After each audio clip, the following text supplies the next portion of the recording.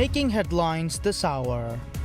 President Dr. Muiz significantly elevates the stature and reward structure of the National Quran Reading Competition, announcing that top winners will be awarded special government scholarships to pursue higher studies up to PhD programs in a country of their choice. President Dr. Mohammad Muiz reaffirms the government's commitment to listening to and addressing the needs of fishermen.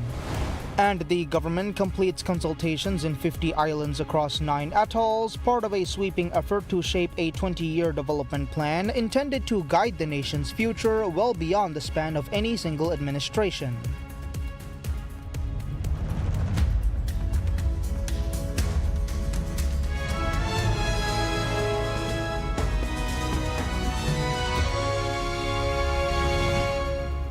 Bismillahirrahmanirrahim. Assalamu alaikum and welcome to PSM News in English with me, Abdullah Ahil. And now the news in detail.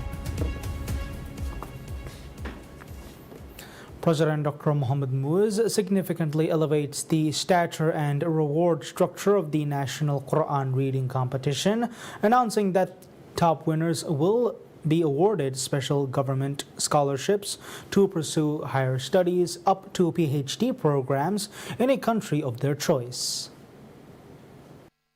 This unprecedented commitment underscores the administration's pledge to provide the highest possible encouragement for the beautiful recitation of the Holy Quran. The presidential decree ensures that the first place winners across 3 major categories, the non-visual recitation, the visual recitation, and the Hafiz category, will receive these fully funded educational opportunities. This move makes the National Quran Reading Competition arguably the most highly prized competition held in the Maldives, fulfilling the commitment President Dr. Muiz made during last year's awards ceremony. In addition to the scholarships, the winners of these 3 individual categories, along with the overall winner, will receive the prestigious presidential prize, which includes a substantial cash award of $6,485 and a commemorative plaque of honor. The government has also confirmed that ministry-awarded prizes across all categories will be significantly more attractive than in previous years, with increased avenues for private donors to contribute. The 37th National Quran Reading Competition, which ran from the 18th to the 26th of September, saw robust participation, highlighting the contest's national significance. A total of 1,023 participants from various parts of the country competed, including 582 in the visual recitation category, 412 in the non-visual category, and 29 in the Hafiz category. Established in 1981, the annual contest is the nation's oldest and long-running uninterrupted Quran recitation competition organized directly by the government. Results for this year's competition are scheduled to be announced in early October. In a related development, the competition is set to implement a new screening process for all participants starting next year. The decision, announced by the Holy Quran Center, aims to significantly elevate the quality of the competition, which sees an ever-increasing number of participants from across the nation's capital and provinces. Ali Wahid Abdurrahman, academic coordinator of the National Center for the Holy Quran, explained the upcoming changes to PSM News, stating that the competition will be structured into different rounds, with each participant undergoing a mandatory screening. He detailed, while schools traditionally conduct internal screenings for their students, the new system will extend this initial evaluation to all entrants, including those from private Quran classes and individual applications, ensuring a comprehensive assessment of readiness. Ali Wahid noted that concerns had arisen regarding some participants not demonstrating the requisite seriousness or quality expected in a national-level contest, highlighting instances of children entering who were not adequately prepared for such a prestigious contest. The new screening initiative is designed to address these issues, ensuring that only the most competitive and highest-quality children advance through the stages, ultimately reaching the final rounds. The updated rules incorporating these quality-focused amendments are slated to be officially gazetted. President Dr. Mohammad Muiz reaffirms the government's commitment to listening to and addressing the needs of fishermen. He delivered this assurance during a meeting with fishermen at the President's office, the 3rd such meeting between the President and the fishing community. During the discussion, fishermen raised several concerns, foremost among them the need for a clear timeline on increasing the fish purchase price to $1.30 per kilogram. They also highlighted a decline in the bait fish population, though Vav Atoll was noted as offering the best conditions for bait fishing. Additional concerns including difficulties in securing loans from the Bank of Maldives or BML and obstacles to obtaining fishing licenses. Fishermen also requested that the Maldives Industrial Fisheries Company or MIFCO's weighing scales be upgraded to digital models. They further highlighted broader challenges relating to fishing and fish weighing across different regions of the Maldives. While raising these issues, the fishermen acknowledged the government's initiatives to support the industry and address previous concerns, but stressed the importance of further improvements. In response, President Dr. Muiz assured them that the fish purchase price would be increased once the 48-hour payment system is fully stabilized. He further committed to working closely with fishermen to address their concerns. Regarding the loan difficulties raised, he said that in line with the government's policies, instructions would be given to BML to simplify the loan application process, including reducing documentation requirements. He noted that ongoing land reclamation projects in Vav Atoll would continue in consultation with fishermen to ensure their views were incorporated. The president also provided updates on other key initiatives, including the efforts to stabilize fuel prices across all atolls to match the State Trading Organizations or STO's rate, with completion expected by March next year. He further outlined MIFCO's preparations to commence fuel sales. President Dr. Muiz reiterated his administration's commitment to resolving the challenges faced by fishermen and supporting the continued growth of the fishing industry. The government completes consultations in 50 islands across 9 atolls, part of a sweeping effort to shape a 20-year development plan intended to guide the nation's future well beyond the span of any single administration. The initiative, known as Viluntari Raja 2045, translated as Resilient Maldives 2045, was launched on the 17th of September. At its center are community meetings branded Kurimagusalla, or Future Dialogue, designed to gather views from every inhabited island and forge a unified national vision. According to Viluntari Raja team, which is managing the process, the consultations have already covered all inhabited islands of 5 atolls. Addu City's 6 islands, Formula City, Ha-Alif Atoll's 15 islands, Vav Atoll's 5 islands, and Alif Dal's Atoll's 7 islands. Work is continuing in Gaf Dal, Mim, Lam, and Laviani Atolls, with officials pledging to reach every community in the country. The plan is conceived as a strategic roadmap for the next 2 decades, accounting for demographic shifts, lifestyle changes, environmental and infrastructural pressures, and the accelerating influence of technology. By embedding these factors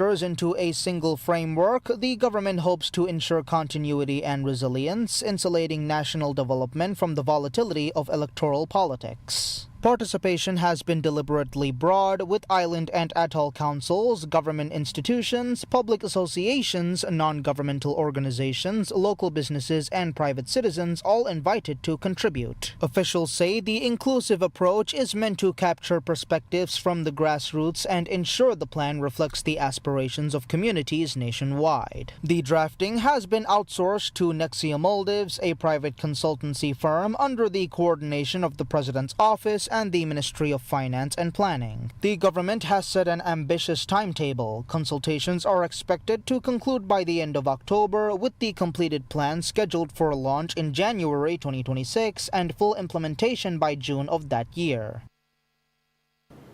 A significant national initiative is underway to cultivate a generation deeply rooted in Islamic teachings, with the Minister of Islamic Affairs, Dr. Muhammad Shahim Ali Saeed, announcing that 1,500 individuals are currently enrolled in Hafiz classes.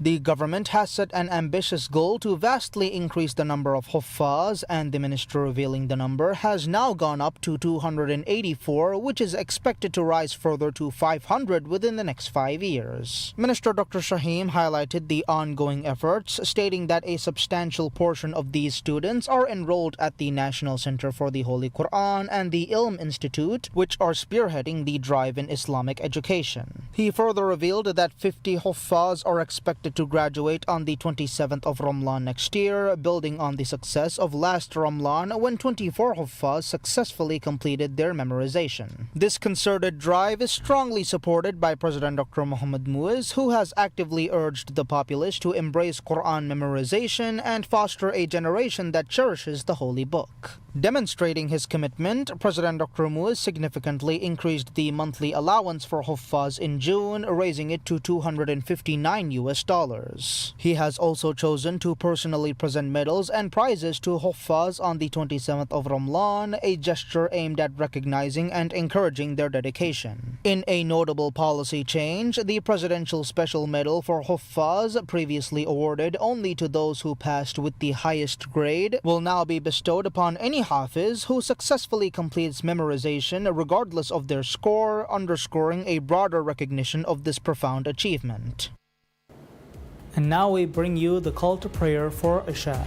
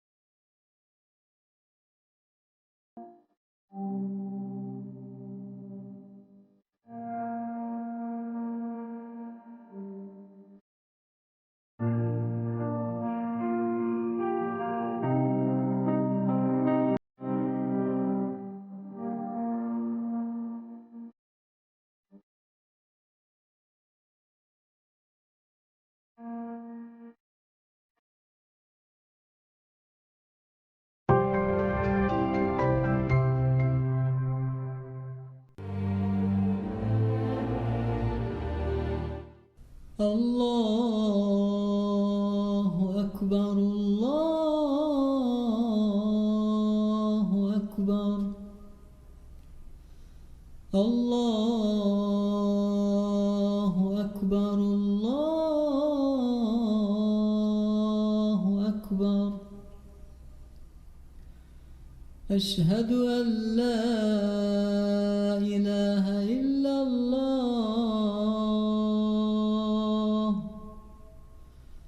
أشهد أن لا إله إلا الله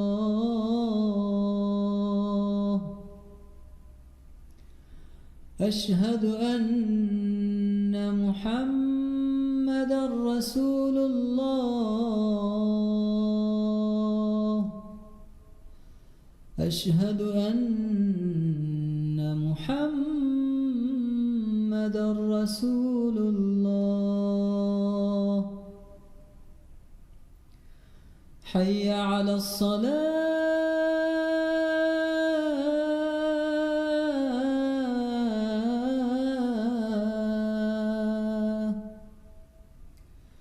حي على الصلاة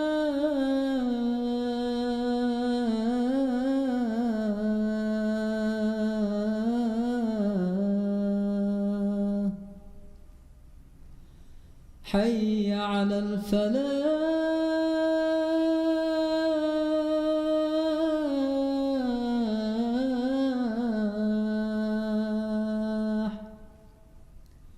حي على الفلاح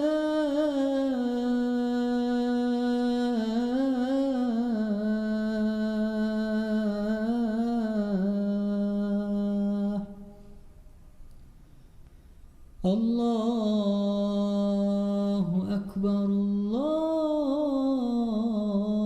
الله أكبر لا إله إلا الله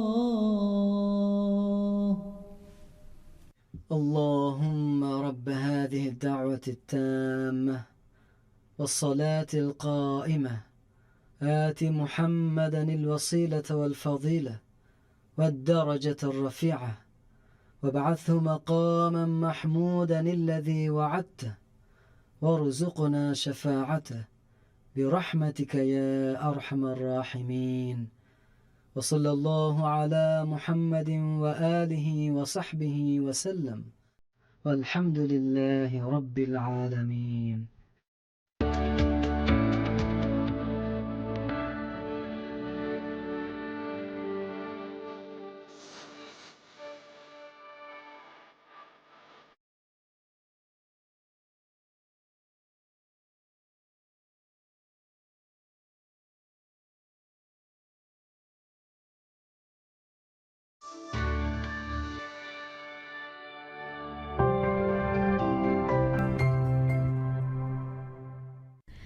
PSM ಗೆ TV channel ತಕ radio channel ತ ಮಿಹಾರು PSM Air application ತಿಯ ಬೇಫ್ಲುನ್ನ ಹಿಲೆ ಬಲಾಲೆವೇನೆ ಅದಿ ಅಡುವ ಹಾಲೆವೇನೆ ದುನಿಯೆಗೆ ಕೊಮ್ಮೆ ತಾಗುಹುರೆಗೆನ್ ಕೊಮ್ಮೆ ಗಡಿಯಕು PSM ಗೆ channel ತ ಬಲಾಲುಮ ಅವಹ PSM Air app download ಕುರವ್ವ ಮಿಹಾರು ಆಪ್ ಸ್ಟೋರ್ ಉನ್ನ ಗೂಗಲ್ ಪ್ಲೇ ಸ್ಟೋರ್ ಇನ್ವೆಸ್ ಮಿ ಆಪ್ ಡೌನ್ಲೋಡ್ ಕೊಲ್ಲವೇನೆ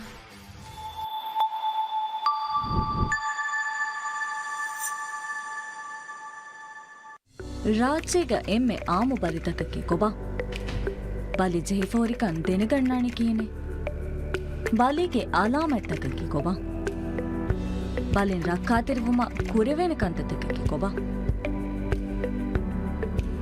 ಮಿ ಹುರಿಯಾ ಸುವಾಲಿಗೆ ಜವಾಬ್ ಹೋದುಮ ಹಾಸ ಡಾಕ್ಟರ್ ಕಾಯಕೋ ಒನ್ ಕಾಲ್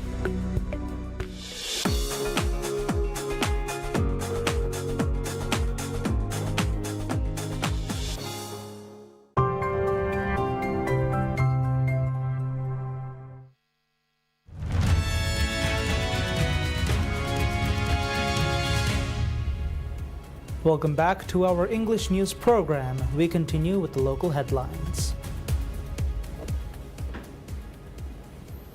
The United States transfers specialized equipment to the Maldives National Defense Force, or MNDF, a move that officials from both governments said underscores a strengthening defense partnership and will expand the MNDF's special operations capacity. The handover took place at MNDF headquarters in Male, where U.S. Ambassador Hugo Yon presented the donation on behalf of Washington. Major General Ibrahim Hilmi, the Chief of Defense Force, accepted the equipment on behalf of the Maldivian military. The package includes combat diving equipment, personal gear, and other operational assets designated for the MNDF Special Forces and the MNDF Special Operations Group. Officials said the resources would significantly enhance the force's ability to conduct specialized missions. Ambassador Yon highlighted the depth of the defense relationship between the two nations and affirmed that U.S. support for Maldivian security would continue. He described the assistance as part of a broader effort to reinforce ties between Washington and Male. Major General Hilmi expressed gratitude for the contribution, noting that equipment would directly improve the MNDF's operational effectiveness. He called the donation a major step forward in advancing the MNDF's defense capabilities. Both sides cast the event as a milestone in expanding defense cooperation and strengthening collaboration on regional security. The ceremony drew senior MNDF officers as well as a visiting delegation from the U.S. Asia-Pacific Center for Security Studies.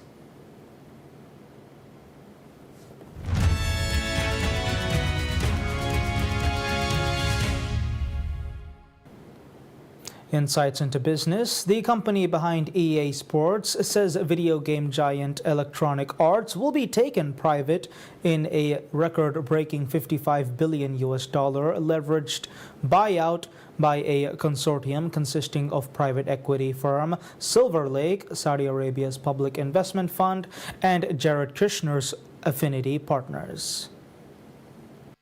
The deal for the maker of Battlefield underscores how deep-pocketed investors are betting on the enduring value of blockbuster game franchises as the industry recovers from a prolonged downturn. It would be the largest leveraged buyout on record, eclipsing TXU Energy's 2007 takeover and other landmark transactions of that decade, including Toys R Us and Hertz, and comes amid a rebound in global deal-making as easing borrowing costs revive appetite for mega transactions. Under the deal, EA shareholders will receive $210 per share in cash, representing a premium of 25% as of the closing price on September 25th before reports of a deal emerged. The deal has an equity value of $52.54 billion according to media calculations. The take-private offer comes at a crucial time for EA, which is banking heavily on its core sports portfolio and action shooter intellectual intellectual property to weather a sluggish video game industry as gamers get picky with spending. Electronic Arts is gearing up to launch the much-awaited Battlefield 6 in an industry where gamers stick to proven and recognizable titles. The company's sports portfolio has stood out for over a decade due to its global popularity and consisting recurring revenue, as strong in-game spending patterns remain key for the franchise's longevity. Electronic Arts said the deal consists of an equity investment of around $36 billion and $20 billion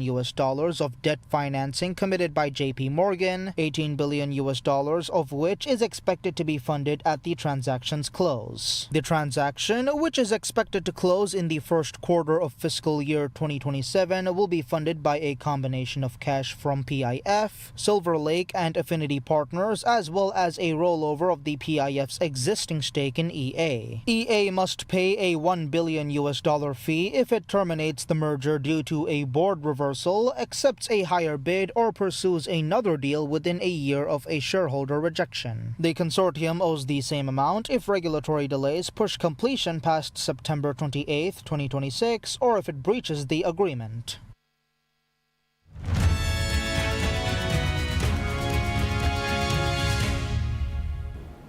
Updates on current international affairs. Palestinians living in makeshift camps near the sea in central Gaza expresses their disappointment over U.S. President Donald Trump's recent Gaza peace plan. Displaced from northern Gaza, Nabil Awad said the plan only serves U.S. and Israeli interests. The White House released a 20-point document that called for an immediate ceasefire, an exchange of hostages held by Hamas for Palestinian prisoners held by Israel, a staged Israeli withdrawal from Gaza, Hamas disarmament, and a transitional government led by an international body. It was not immediately clear whether the Trump administration and Israel had resolved all their differences, including over the possibility of a future Palestinian state, which Netanyahu has forcefully rejected, and any role for the Palestinian Authority in post-war governance of the enclave. President Ursula von der Leyen says a part of a reparations loan to Ukraine proposed by the EU Commission and backed by frozen Russian assets would be allocated for defense procurement within Europe. Von der Leyen said the proposal did not involve seizing the frozen assets. She added Ukraine would repay the loan if Russia would pay reparations. Second, we need to provide military assistance to Ukraine. If we continue to believe that Ukraine is our first line of defense, we have to step up the military assistance to Ukraine. Therefore, concretely, we have agreed with Ukraine that a total of €2 billion will be spent on drones now. This allows Ukraine to scale up and to use its full capacity, and of course it will also allow the European Union to benefit from this technology. In a statement together with NATO Secretary General Mark Rutte ahead of the EU Commissioner Security meeting, the EU chief also said that Europe must deliver a strong and united response to Russia's drone incursions at EU borders by immediately taking actions to create a drone wall as part of the Eastern Flank Watch, moving together forward with Ukraine and with NATO.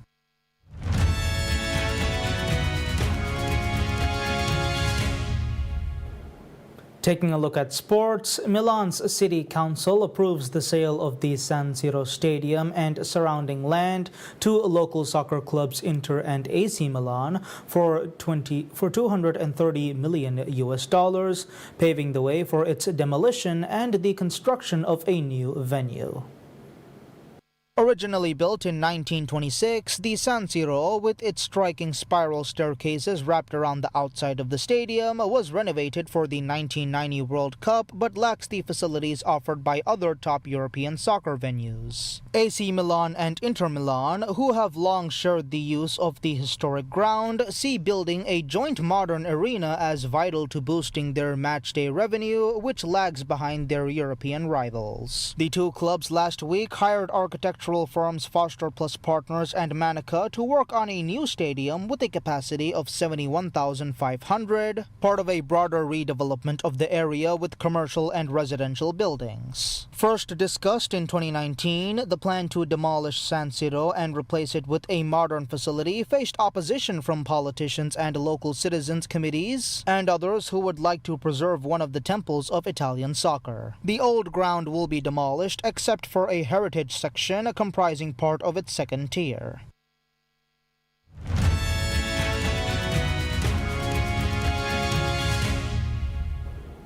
Yemen's first large-scale solar plant helps to alleviate electricity shortages in the southern port city of Aden, bringing some relief to residents and businesses, which suffer losses particularly when the intense summer heat hits.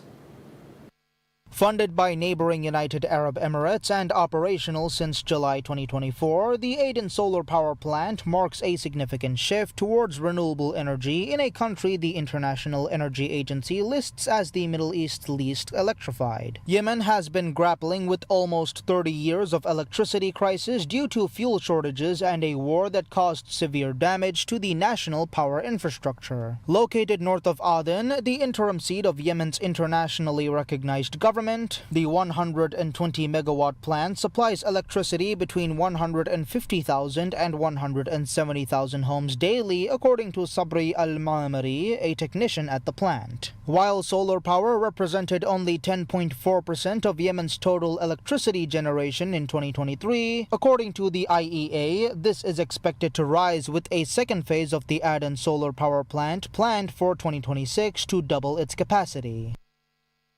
And that's all the news we have for today. We'll be back with any further updates. Until then, I'm Abdullah Ahil from PSM News.